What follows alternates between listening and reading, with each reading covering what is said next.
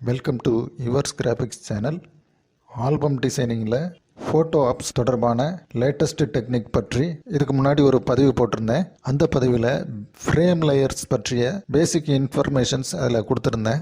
இந்த பதிவில் frame layers பற்றிய சிறப்பு அம்சங்கள் பற்றி காணலாம். நம்ம சேனலை இதுவரை சப்ஸ்கிரைப் பண்ணாதவங்க சப்ஸ்கிரைப் பண்ணிக்கோங்க. வாங்க வீடியோக்குள்ளே போகலாம். இப்போ இதில் 3 ஃப்ரேம் லேயர் இருக்குது.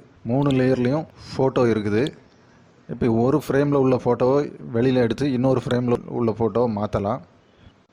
அது எப்படி பண்ணுறதுன்னா, ஃபஸ்ட்டு நீங்கள் ஃபோட்டோவை மட்டும் செலக்ட் பண்ணணும். இப்போ ஃப்ரேம் அண்டு ஃபோட்டோ ரெண்டுமே செலக்ட் ஆகிருந்துச்சு அப்படின்னா ஒரு ப்ளூ கலரில் திக்கு அவுட்லைன் இருக்கும். அதாவது அவுட்லைன் வந்து கொஞ்சம் திக்காக இருக்கும், ப்ளூ கலரில் இருக்கும்.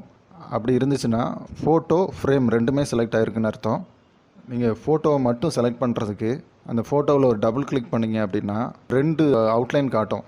ஒன்று வந்து கிரே கலரில் திக் அவுட்லைன் இருக்கும், அது வந்து ஃப்ரேமை குறிக்குது. இன்னொன்று ப்ளூ கலரில் ஒரு மெல்லிசான கோடு இருக்கும், அது வந்து ஃபோட்டோவை குறிக்குது. இப்போ இந்த மாதிரி இருந்துச்சுன்னா ஃபோட்டோ தனியாக செலக்ட் ஆகிருக்குன்னு அர்த்தம். இப்போ நீங்கள் ஃபோட்டோவை மட்டும் மூவ் பண்ணி வெளியில் இழுக்கலாம். இப்போ நான் வந்து எக்ஸ்ட்ரா ஒரு 3 லேயர் எடுத்துருக்கிறேன். இப்போ பேக்ரவுண்டு சேர்த்து மொத்தம் 7 லேயர் இருக்குது. இப்போ ஆட்டோ நெஸ்டிங்னா என்னன்னு பார்க்க போகிறோம். ஆட்டோ நெஸ்டிங் வந்து நான் ஏற்கனவே சொல்லிட்டேன். இப்போ மறுபடியும் அதை வந்து ஒரு ரிவைஸ் பார்ப்போம். இப்போ இந்த ஃப்ரேம் 3ல் உள்ள ஃபோட்டோவை வெளியே எடுத்தாச்சு. இப்போ ஃப்ரேம் 3 எம்டியாக இருக்குது. இப்போ நல்லா கவனிச்சிங்கன்னா அந்த ஃப்ரேம் 3 எல்லைக்குள்ளே க்ரீன் ஷேடு அப்படிங்கிற லேயர் அந்த ஃப்ரேம் 3 எல்லைக்குள்ளே இருக்குது. இப்போ நான் அந்த வெளியில் எடுத்த ஃபோட்டோவை டெலீட் பண்ணுறேன். இப்போ அந்த ஃபோட்டோ டெலீட் ஆயிடுச்சு. ஆனால் நல்லா கவனிச்சிங்கன்னா அந்த க்ரீன் ஷேடுங்கிற லேயரை இப்போ காணோம். அது என்ன இருக்குன்னா ஆட்டோ நெஸ்டிங் ஆகி ஃப்ரேம் 3க்குள்ளே வந்துருச்சு. ஃப்ரேம் லேயர் மற்றும் ஆட்டோ நெஸ்டிங் பற்றி இன்னொரு வீடியோவில் டீட்டெயிலாக சொல்லியிருக்கேன். அதை பார்க்கலன்னா அந்த வீடியோவோட லிங்க்கு டிஸ்கிரிப்ஷனில் இருக்குது, நீங்கள் அதை பார்த்துக்கலாம். பார்க்காதவங்க அதை கிளிக் பண்ணி பார்த்துக்கோங்க. இப்போ நான் மறுபடியும் பழைய லெவலுக்கு வந்துட்டுருக்கேன்.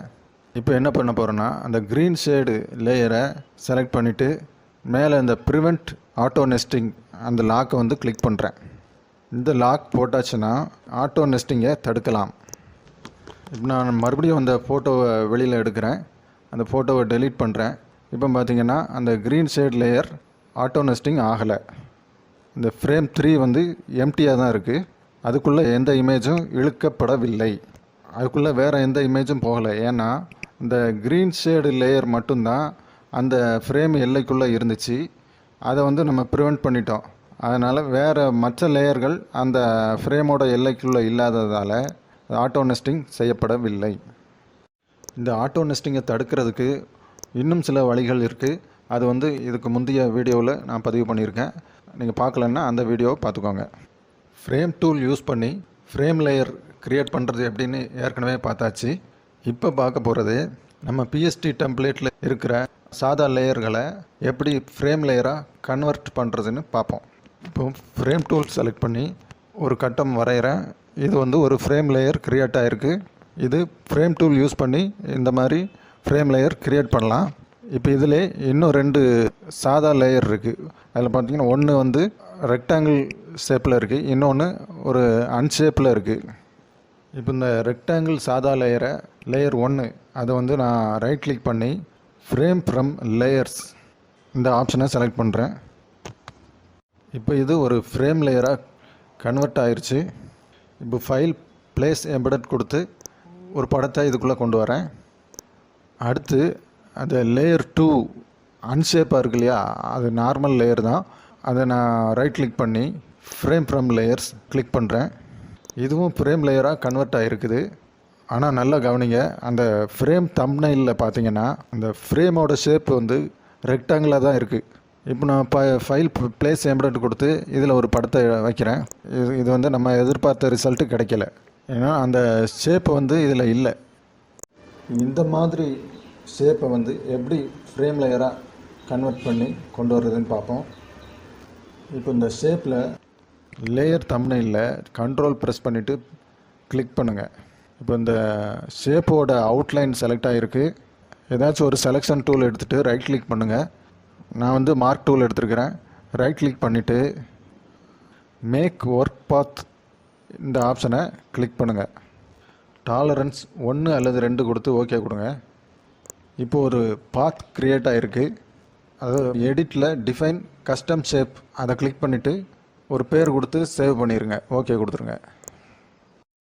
இந்த ஷேப்பை நீங்கள் எப்போ வேணாலும் எடுத்து யூஸ் பண்ணிக்கலாம். இப்போ கஸ்டம் ஷேப் டூல் செலக்ட் பண்ணுறேன். அதில் ரைட் கிளிக் பண்ணிவிட்டு கடைசியில் வந்தீங்கன்னா நீங்கள் சேவ் பண்ண அந்த ஷேப் வந்து இருக்கும். இப்போ அதை செலக்ட் பண்ணிவிட்டு நான் ஷேப்பை வரைகிறேன். இப்போ இது நார்மல் லேயர் கிடையாது, இது ஷேப் லேயர். இப்போ பாருங்கள், இந்த சாதா லேயருக்கும் ஷேப் லேயருக்கும் உள்ள டிஃப்ரென்ஸ் பாருங்கள். ஷேப் லேயரில் அந்த ரைட் கார்னரில் ஒரு சின்ன சிம்பிள் இருக்கும், அதுதான் ஷேப் சிம்பிள். இந்த ஷேப் லேயரை கன்வெர்ட் டு ஃப்ரேம் அந்த ஆப்ஷன் கொடுத்து நம்ம ஒரு ஃப்ரேம் லேயராக கன்வெர்ட் பண்ணிக்கலாம். இப்போ ஒரு எம்டி ஃப்ரேம் லேயர் க்ரியேட் ஆகிருச்சு. இப்போ ஃபைல் பிளேஸ் எம்பெடட் கொடுத்து ஒரு படத்தை இதுக்குள்ளே வைக்கிறேன். இப்போ பாருங்கள், அந்த படம் ஷேப்புக்குள்ளே கரெக்டாக வந்திருக்கு. இது ரெக்டாங்கிளாக போன தடவை மாதிரி ரெக்டாங்கிளாக வரல, ஷேப்புக்குள்ளே கரெக்டாக வந்திருக்கு.